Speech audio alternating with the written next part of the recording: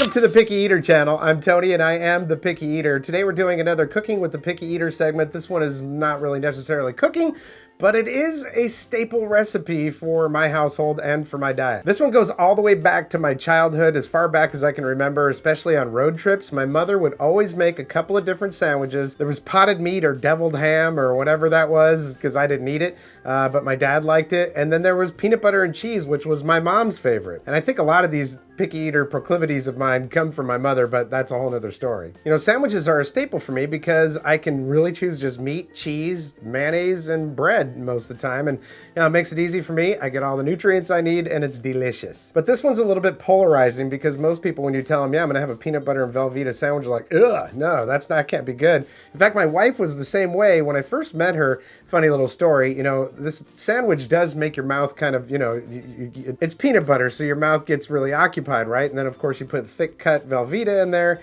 and it multiplies that. So my wife and I first started dating. As a matter of fact, the first time that I asked her out for a date, I was her boss at a Sam Goody record store in San Diego. And I had called to ask her on a date to this rock concert that I had backstage for and all that stuff. And I was like, well, maybe she'd want to go. And well, she didn't get the call. So the next day I was sitting there in the back room eating my peanut butter and cheese sandwich.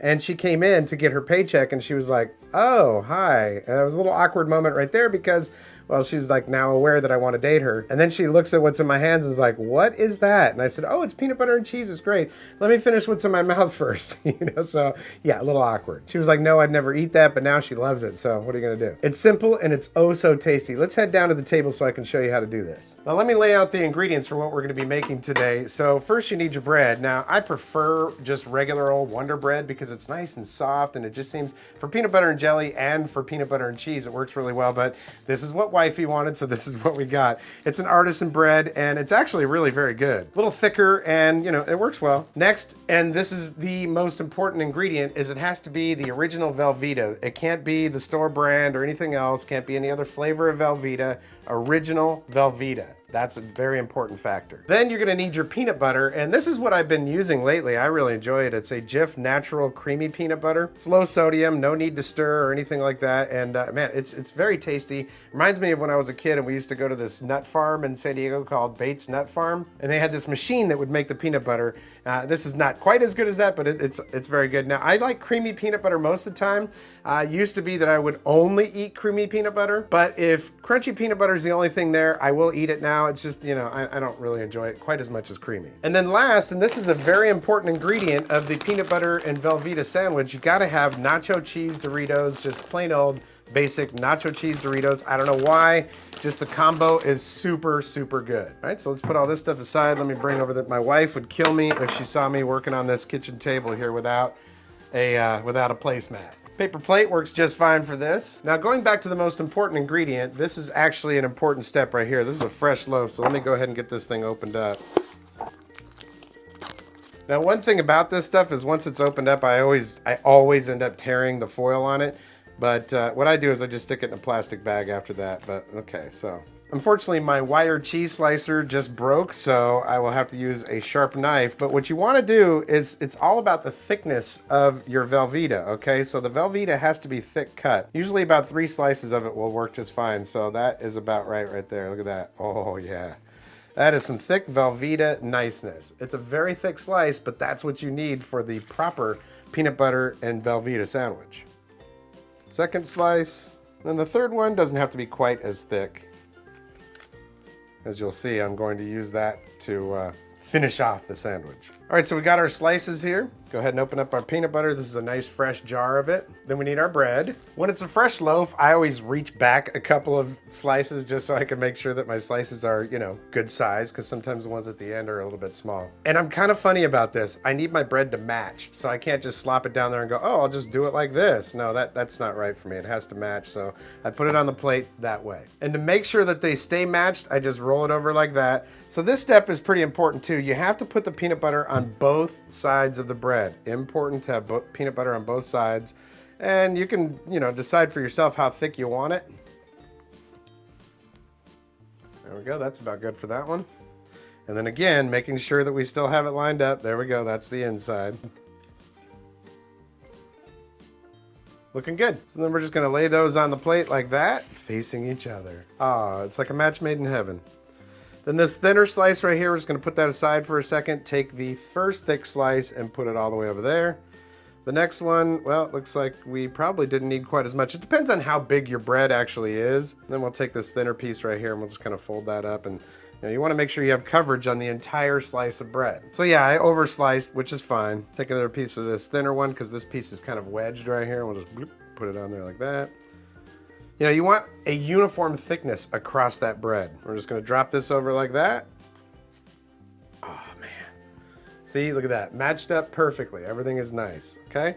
Cut that sucker in half. Now, some people like to go diagonally. I just wanna cut it just in half like that.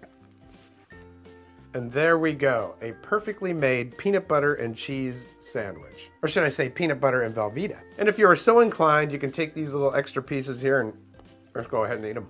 It's good stuff. So there we go, peanut butter and cheese, or more specifically, peanut butter and Velveeta. You can try, I've tried it with sliced cheese before. It's just not the same. You gotta have that thick Velveeta cheese because it's just so creamy. And when you bite into it with that creamy peanut butter, oh, it's so good. Well, we're gonna go ahead and try it out. So we got that right here. You gotta have your Doritos. Unfortunately, I forgot one of the other main ingredients here. I just don't have it. Chocolate milk. If you have chocolate milk, that completes the holy trinity of this meal right here. And so, okay, so you got your Doritos, nacho cheese Doritos, and you've got your sandwich. Get a little bite. Man, that is so good. But again, you can't talk once you have it. Actually, the Doritos break that up a little bit. Sorry for eating on microphone here, but it's heavenly, man. You get that combo together, peanut butter and cheese, Doritos, nacho cheese. It's really pretty much hard to beat. All right, give me a second. So it's definitely not the combo that you want to eat when you're in a group of friends and you need to be talking with them. You really shouldn't talk with your mouth full. That's what I was taught anyways, but it's nearly impossible to talk with your mouth full with this, so it's really not a social sandwich. And it lingers in your mouth for a while. So I've got some great episodes coming up here where I'm going to ruin chicken for you.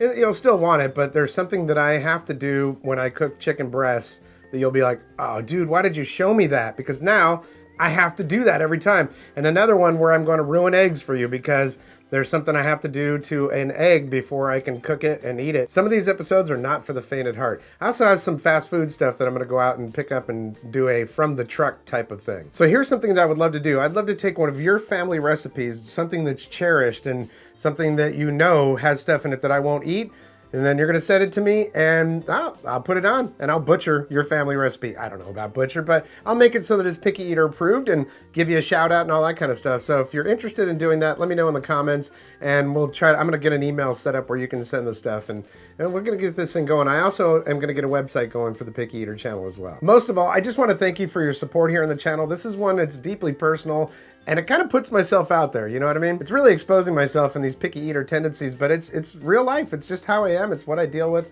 day to day. What I think is really cool though is that I'm finding other picky eaters that are like, dude, I'm so with you, man. And even the people that aren't picky eaters are like, wow, I can't help but watch. It's like a train wreck. If you like what you see, I'd love it if you'd hit that subscribe button and follow the channel. Make some comments, share the videos, whatever it is, you know, I mean, you never know. You might find something here you like even if you're not a picky eater, but your support is greatly appreciated. I really, really do appreciate you. That's gonna do it for this episode. We'll catch you next time on the Picky Eater channel.